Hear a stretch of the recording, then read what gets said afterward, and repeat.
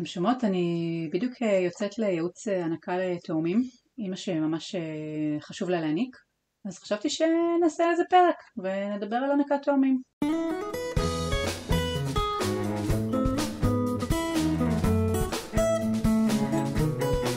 לפני שנתחיל בפרק, אם תצאו מהפרק הזה, מי שמאזין לנו, עם משהו אחד בלבד, בבקשה תצאו עם מה שאני הולכת להגיד עכשיו. זה אפשרי. יש המון מניקות תאומים בארץ ובעולם, יש אפילו כאלה שמניקות שלישיות. אני אישית הנקתי תאומים, ובפרק הזה אנחנו נדבר יותר לעומק על כל עניין הנקת התאומים. אבל דבר אחד באמת תזכרו, זה אפשרי. אז כאן אפרת פלדמן, שגית לב וורד לב. בעוד פרק של קורות בחלב, פודקאסט על הנקה, חלב אם ומה שביניהם.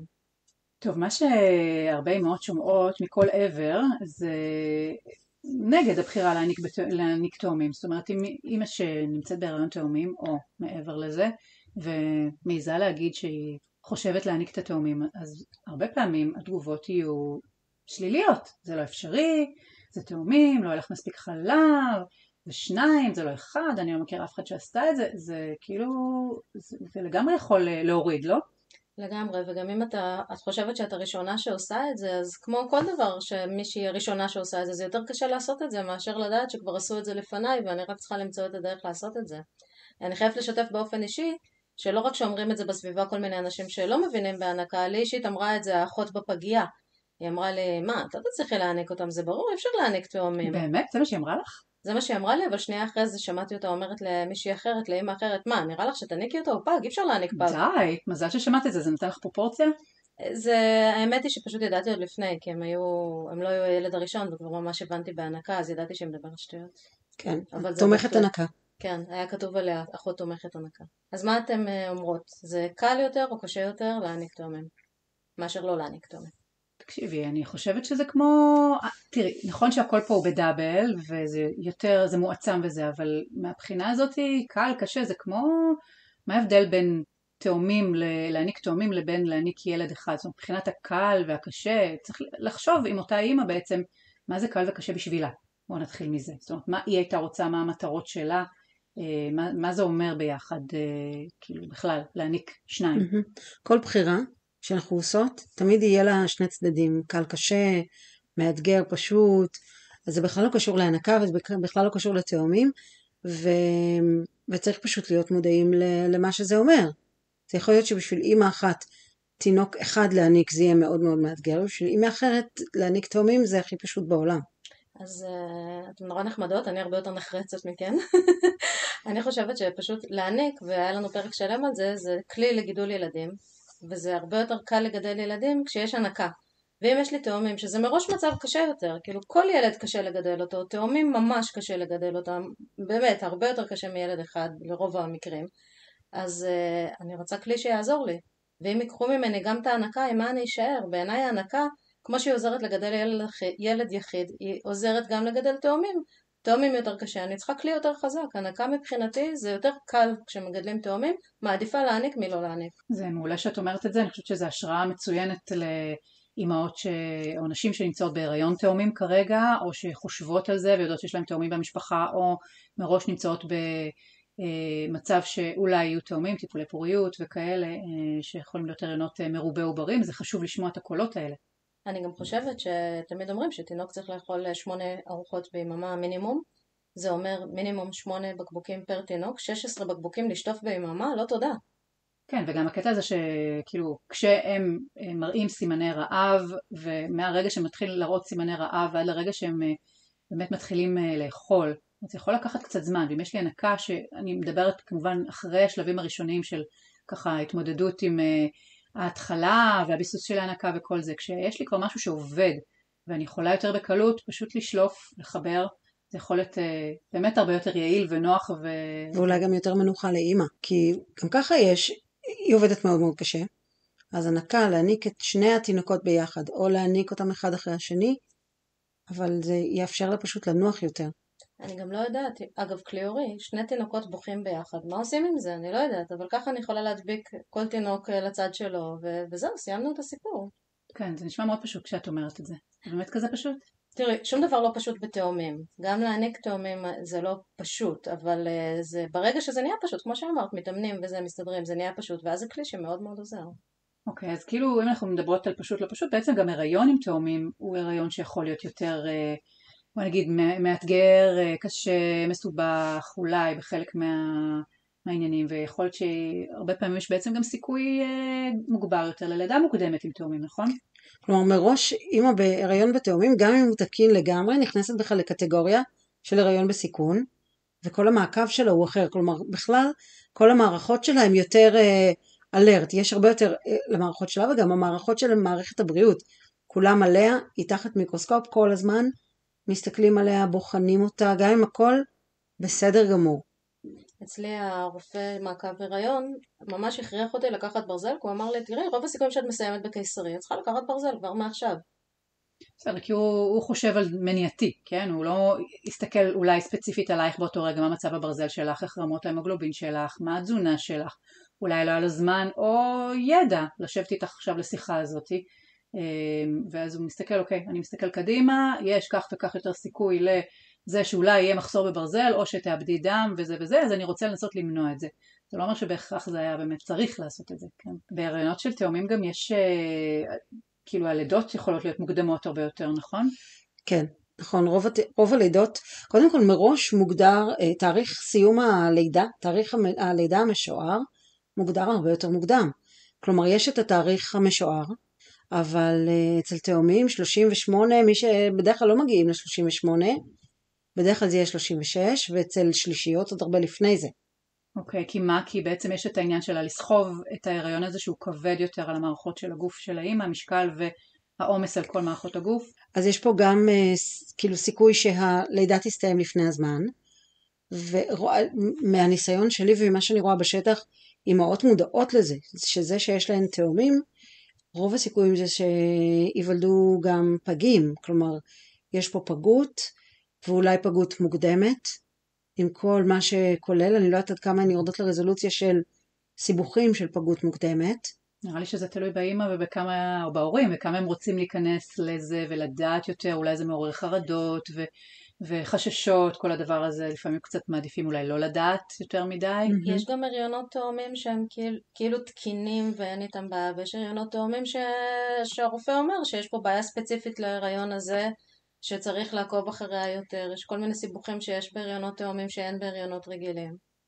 אוקיי, יש גם סיכוי גבוה יותר ללידות קיסריות, זאת אומרת שזה לא תהיה לידה וגינלית, ואז גם מבחינת ההנקה יש פה התנהלות שהיא שונה לחלוטין, וסיכוי נמוך יותר לאפס הפרדה, ולשהות עם התינוק שלך נכון. בקרבה יותר גדולה.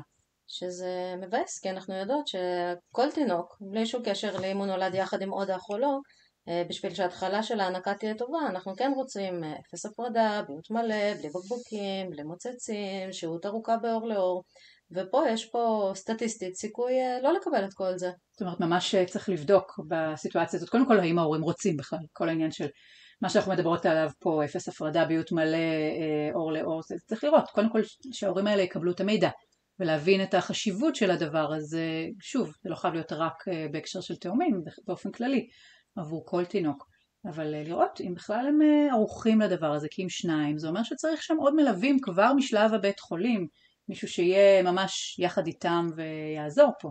כן, אז אם אנחנו מדברות על עזרה, אז לפעמים התאומים הם לא הראשונים, יש עוד ילד בבית, אולי הוא ילד צעיר בבית, אולי צריך עזרה מערכתית לכל המשפחה, גם צריך לקחת את זה בחשבון. כן, וגם שאלות שכמו איך עושות אור לאור עם שני תינוקות. זאת אומרת, אחד אולי על האמא, אבל אולי האמא מחלימה מניתוח, או מאיזה לידה שהיא ככה לא פשוטה, ויקח לה זמן עד שהיא תוכל לעשות אור לאור עם התינוק, אז אבא באור לאור עם אחד התינוקות, או מישהו אחר, או אבא עם שניהם, לא יודעת. ילד גדול יותר, גדול מספיק, אוקיי. כדי לקחת אור לאור. אוקיי. יש לי חברה שהגדול שהיה בן 10 לדעתי, הוא נשא את התאומות, אחת מהן במנסה. מדהים. הוא יכול היה לקחת אחת מהן במנסה. זה יופי. טוב, יש בכלל כל מיני דברים בתחילת הנקה של תאומים, כאילו איך אני בכלל עושה מעקב על מי אכל מה, כמה, כאילו... אז זהו, זה קטע, כי בתינוק יחיד, אני לא מאוד ממליצה על רישום, אמהות המון פעמים רושמות, אני אומרת להם, אוקיי, אולי בימים הראשונים, אבל אחר כך תשחררו את זה. אבל גם, לא חובה בכלל, אבל תינוקות שניים, ואמא מאוד מאוד עייפה, זה מתכון ללא לדעת מה קורה סביבך. וכן יש חשיבות בהתחלה של ההנקה, עד שהם ככה מתחילים יותר להביע את עצמם ולהראות מעצמם שהם רוצים לנהוג, יש פה איזושהי חשיבות לרשום בשביל לא לאבד את זה, שלא יהיה מצב שאחד מהם לא ינק, או שאת לא זוכרת בכלל מתי מי ינק, מה, מתי, כמה, מה היה מאוד בכלל. קשה לזכור נראה לי, כאילו גם יש בטח עוד אנשים שעוזרים בבית, נגיד אם זה בן או בת הזוג, ואם יש סבתא או מישהו בתשלום, או עוד מישהו שמעורב, זה נראה לי ממש נוח לרשום. יש את הדרך להעביר מידע אחד מהשני. נכון, יש שם כל מיני אפליקציות שיודעות לעשות את זה, או סתם השיטה של פשוט נייר נייר על מוצמד השדת אני אהבתי שהייתי אצל איזה זוג שהיה להם דלת שקופה כזאת למרפסת, והם כתבו עם עט מחיק, עם טוש מחיק, הם עשו כזאת טבלה, והכל היה על החלון הזה. מעולה, מעולה. כן, אז דברים יצירתיים כאלה שאפשר. אז הרישום הוא אחר מאצל תינוקות יחידים. הוא יותר חשוב בהתחלה, כי באמת אפשר לפספס פה את התינוק, כי האמא כל היום מרגישה שהיא יניקה, וגם התינוק כל היום ינק, אבל לא אותו תינוק. כאילו, או כן אותו תינוק. כן. מה עושים באמת עם צדדים בהנקה? כאילו, עם ילד אחד אנחנו אומרות, אוקיי, תנו לו לסיים צד אחד בקצב שלו, ואז אפשר להציע לו צד שני, ירצה ייקח, לא ירצה לא ייקח, זה עניין שלו. פה יש לנו שניים, יש שני שדיים. מה עושים? מה אתם ממליצות? בלוקים, להעניק בבלוקים. פרק זמן מסוים, תינוק א' על צד ימין ותינוק ב' על צד שמאל, ואחרי כמה שעות להחליף. אז יש לזה כל מיני ורסיות. אני ממליצה... בעיקר בהתחלה. אני בהתחלה ממליצה על הבבלה, מה שנקרא, בבלגן, כי גם יש, לפעמים, רוב הפעמים יש תינוק אחד שיונק יותר טוב ותינוק אחד שיונק פחות טוב, ואם אני אשאיר את התינוק שיונק יותר טוב על צד אחד וזה שפחות טוב על הצד השני, יכול להיות שאני קצת אאבד את היצור חלב, אז בשביל שיהיה את המשחק הזה, שכל צד יקבל את הגירוי החזק, אני ממליצה עלייה לבלגן, להעביר בין הצדדים, לא לדעת בכלל מה קורה, מה זה פעם ככה. אבל יש לזה גם את הצד השני, כלומר, של אם יש במקרה, בגלל שדווקא אנחנו לא מסדרות את זה, אז התינוק שהוא קצת יותר חלש, ותמיד בתאומים רואים את ההבדלים בגלל שהם ביחד. אז זה ממש כאילו, ממש השוואה, כי לא משווים לתינוק הקודם, אלא לתינוק שנמצא פה עכשיו מול, ואז יכול להיות תינוק חלש יותר, על שד חלש יותר, ואולי יש פה פספוס, כלומר אני יכולה לתת פה איזשהו בוסט. אני אומרת להם, אני מספרת להם על מה האמהות עושות, ממה שאני שומעת. זאת אומרת, אני שמעתי הרבה פעמים על אמהות או שהן נותנות בצד אחד, ואז בהנקה הבאה מחליפות בין התינוקות, ושמעתי גם על אמהות שהולכות לפי ימים. אומרים, אוקיי, יום אחד התינוק שלבוש ירוק בצד ימין, והתינוק שלבוש צהוב בצד שמאל, ויום השני מחליפות. זה בדיוק היה צבעים אצלנו. כן, ירוק וצהוב. זה קטע, אני חושבת שכן, הקטע הזה עם הצבעים בעיניי זה חזק, כי יש עוד אנשים בבית שצריכים להתחבר לזה. אז לגבי הצדדים, אני גם חושבת שיש הבדל בין השבועות הראשונים לאחר כך. אחר כך אפשר להקדיש יום לכל תינוק, אבל בהתחלה אני כן חושבת שחשוב לגוון ולבלגן, ושלכל תינוק יהיה הזדמנות לשני הצדדים במשך היממות, בטח בשבועות הראשונים. אחר כך אפשר כבר לעשות איזשהו דיל אחר אם זה מבלבל את האמא. כן, תכל'ס זה נשמע מאוד הגיוני, זה כמו שאנחנו באופן כללי רוצות לתת לאמהות, להורים מידע ואופציות, ולאפשר להם לבחור בעצם מה שהכי נוח להם. יש גם מצב שקורה שהם יונקים, אפילו הם יונקים ביחד מאיזשהו צד מסוים, ולפעמים רוצים להחליף לצד השני, כמו שתינוק אחד רוצה להחליף לצד השני, וזה בסדר, אז פשוט מחליפים לצד השני במקרה הזה. אלא אם לא נוח לאמא שתחזיר לאותו צד, אבל לפעמים אפשר גם להחליף לצד השני. אני חושבת שגם פה מאוד חשוב להסביר לאמא את הרעיון, מה עומד מאחורי זה, ואז היא יכולה לבחור. פשוט שלא יתקבע גם משהו מסוים, כי לפעמים אני חושבת שזה יכול להתקבע בראש, ותגיד, הוא חייב להיות היום בצד הזה, והוא בצד השני, אז אסור לי להזיז את זה. וכאילו, אני חושבת שהגישה הזאת של אפשר לשנות, אפשר לעשות סוויצ'ינג, אפשר כל מיני דברים, זה ממש בסדר, אם מבינות באמת את הפיזיולוגיה של ההנקה. אני אגיד שזה גם יותר מבסדר, כי באמת לקבע תינוק על צד אחד, אנחנו יודעות שההנקה היא גם טובה לקשר עין, ולשרירים בצוואר ולשרירים בלסת, ואני לא רוצה שתמיד תינוק, אם יש לי את האפשרות לגוון, ושהוא לא ינק כל הזמן באותה תנוחה ובאותו צד, אז אני מעדיפה. מצטערת שאני מדברת בזכר, פשוט כל פעם שאני מדברת על תאומים, לי יש שני בנים תאומים, אז זה תמיד יהיה אצלי בזכר תאומים, אז זה כמובן גם לתינוקות בנות. זה קצת מדבק, כי אני קולטת שגם אני כל הזמן אמרתי, כאילו בלשון זכר, כנראה בגללך באמת, אבל טוב שאמרת את זה עכשיו. אם אנחנו באמת מדברות על שניים, או באמת כל העניין הזה של לעבוד עם שניים, מה את חושבת אפרת על העניין הזה של לתת להם לאכול לינוק ביחד באותו זמן, לתת להם אחד אחד, אחת אחת. אני יודעת שהמון אמהות שואלות את השאלה הזאת, וזו שאלה ששואלים איך שנכנסים להיריון תאומים, האם לסנכרן את התאומים או לתת להם כל אחד בנפרד. ואני רוצה להגיד, לזרום. כל הלהתקבע זה המכה הכי גדולה שיש, כי אם תמיד אני אחשוב שאני צריכה להעניק אותם לחוד, או תמיד אני אחשוב שאני צריכה להעניק אותם ביחד, אני תקעתי את עצמי. כי לפעמים נוח לי ביחד ולפעמים נוח לי לחוד, ולפעמים זה לא בחירה שלי.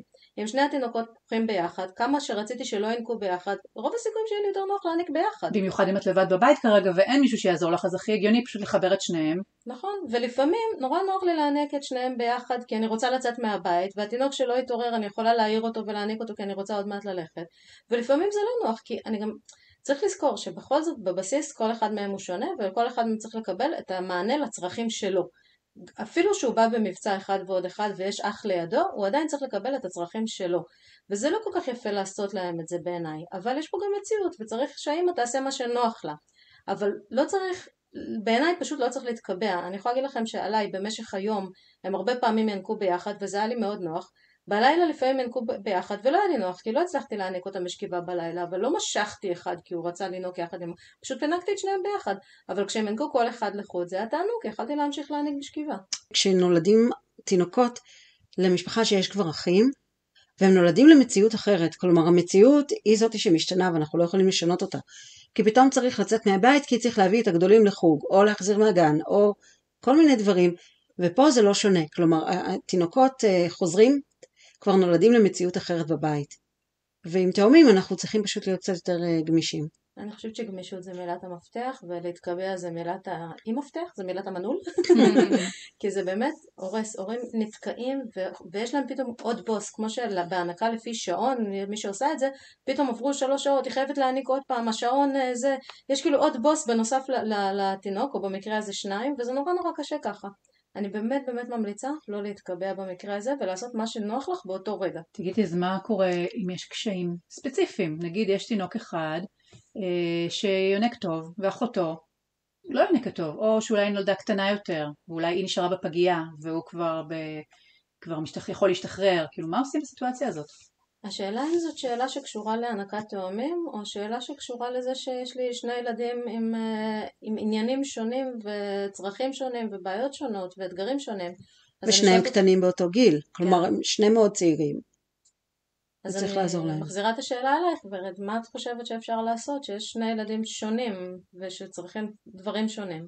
כן, העניין הוא שבאמת נכון לענות לצורך של כל אחד. העניין הוא שאמא או אמא מניקה, נגיד יש אחת, ויש פה 2 צרכים שונים, אז ברור שצריך לעשות התאמות לסיטואציה. נגיד אם הולכים עם תינוק אחד הביתה ותינוקת אחרת נשאר בפגייה, אז כנראה שצריך להשאיר לה חלב שאוב, לשאוב ולהשאיר בשבילה, או לראות אם אפשר להגיע, לא יודעת מה, פעם אחת ביום כדי להעניק, ואז התינוק שבבית דווקא מקבל את החלב השאוב, כאילו לראות את העניין הזה. אני חושבת, אני תוהה כאילו גם כמה אמהות, נגיד בסיטואציות כאלה, מנסות לעשות כמו השוואת תנאים.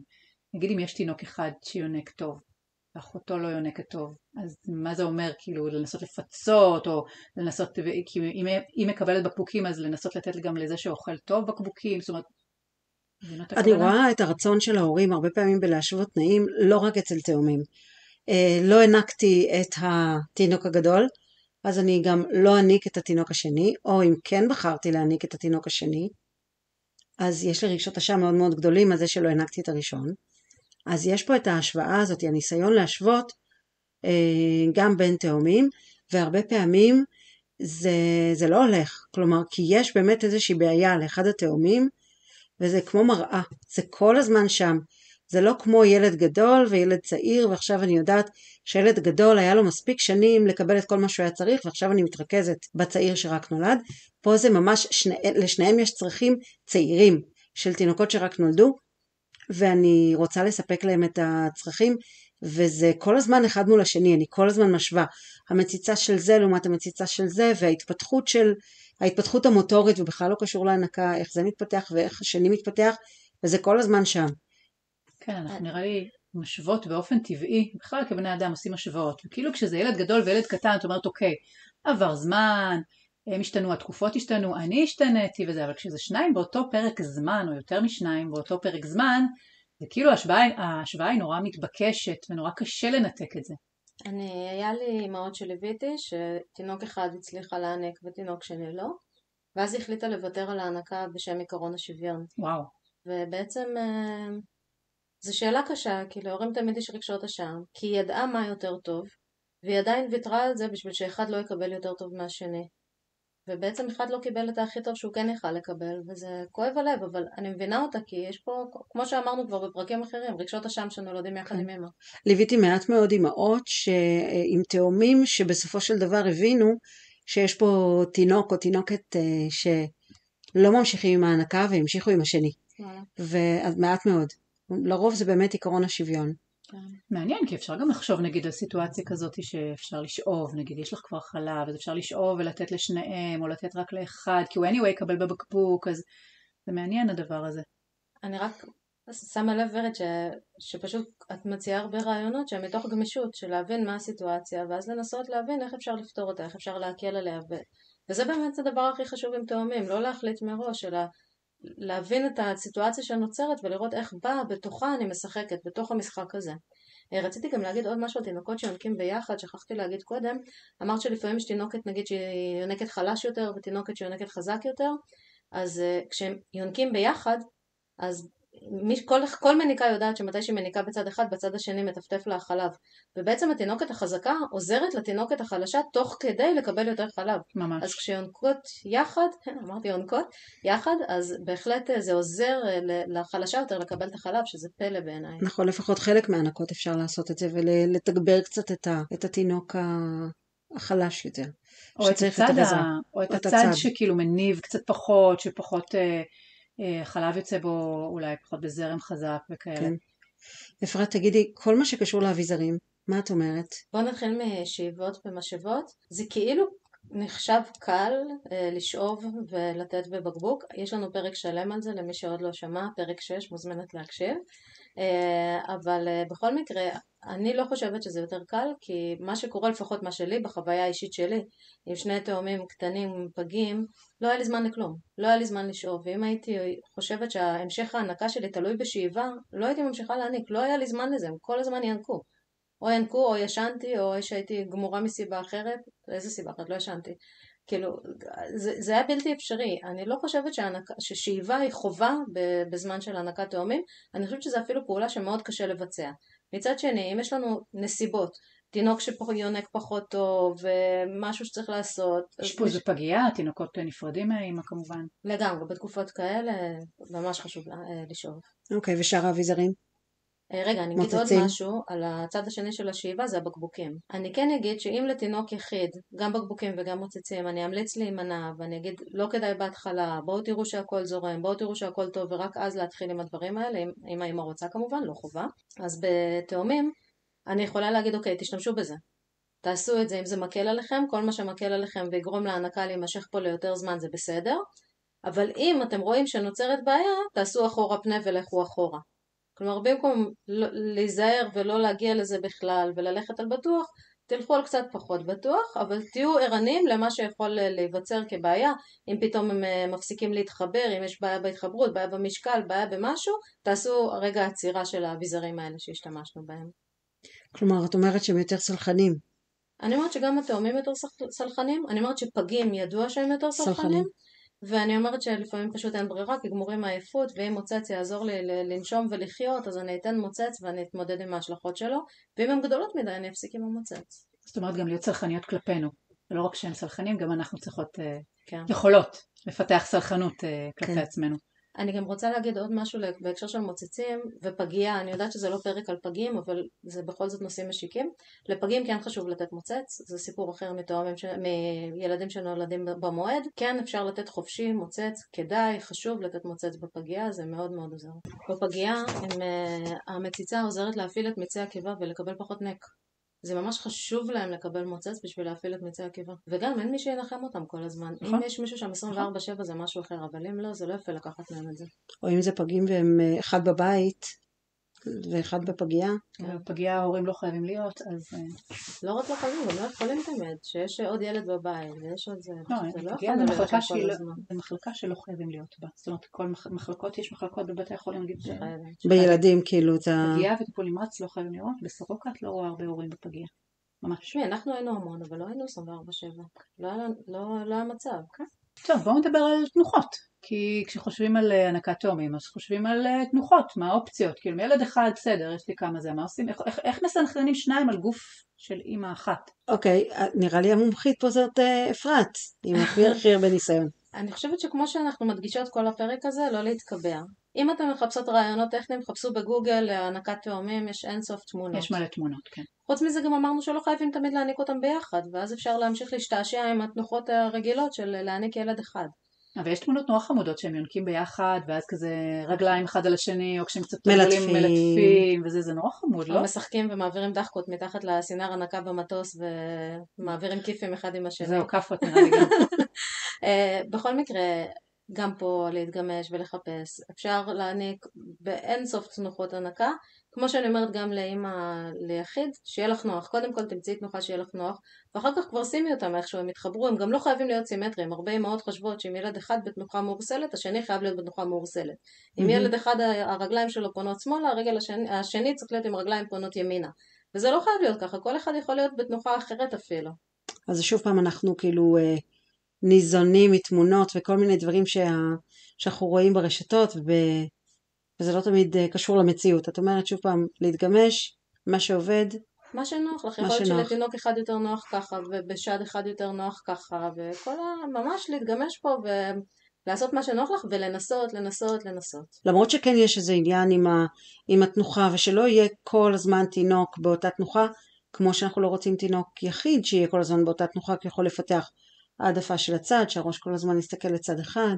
וגם שהראש יקבל כל הזמן, שהמוח יקבל גירוי, המוח, האוזניים, כל המנח שיקבלו גירוי לשני הצדדים בצורה יחסית דומה, לא מקובעת נגיד. אז זה אמרנו שפשוט ההמלצה היא להעביר צדדים, אבל בהחלט אפשר גם על אותו צד להעביר תנוחות. נכון, כן.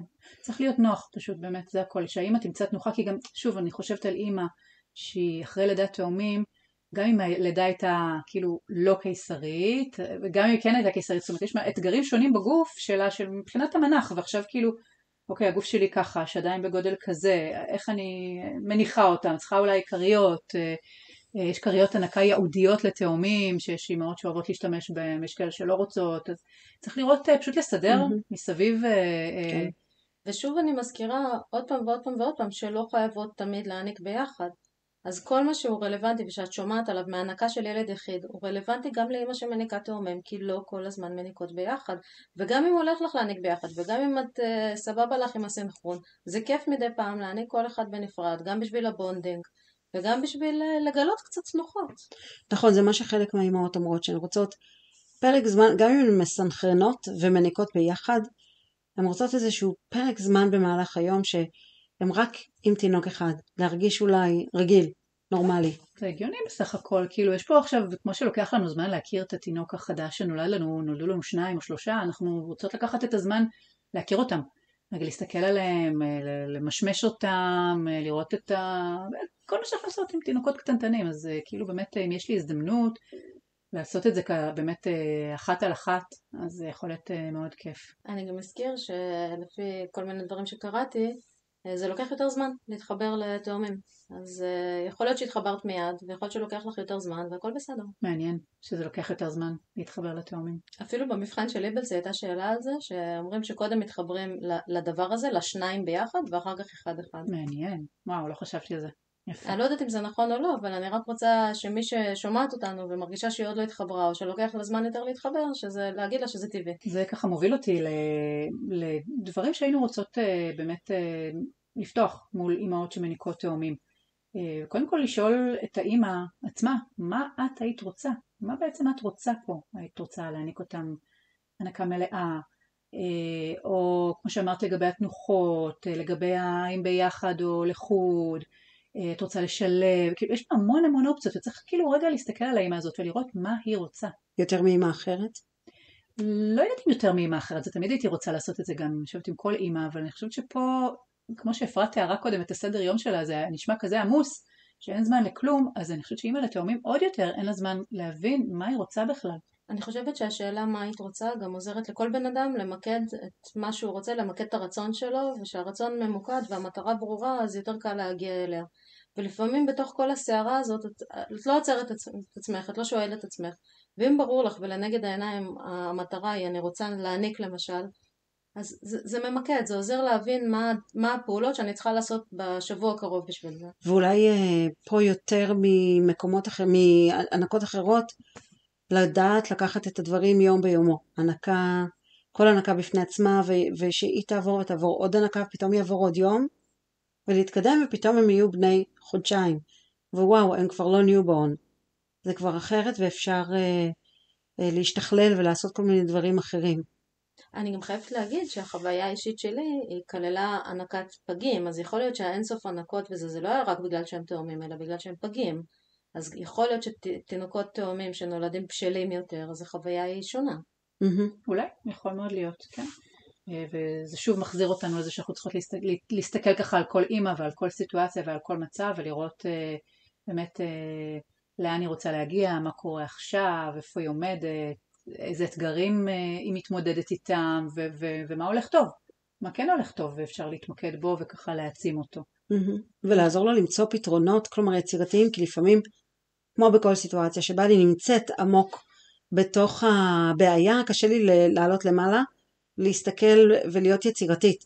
זה לא הזמן להיות יצירתית, ואני יכולה לעזור לה להיות יצירתית ולחשוב איזה פתרונות יעזרו לה לשרוד את התקופה הקרובה.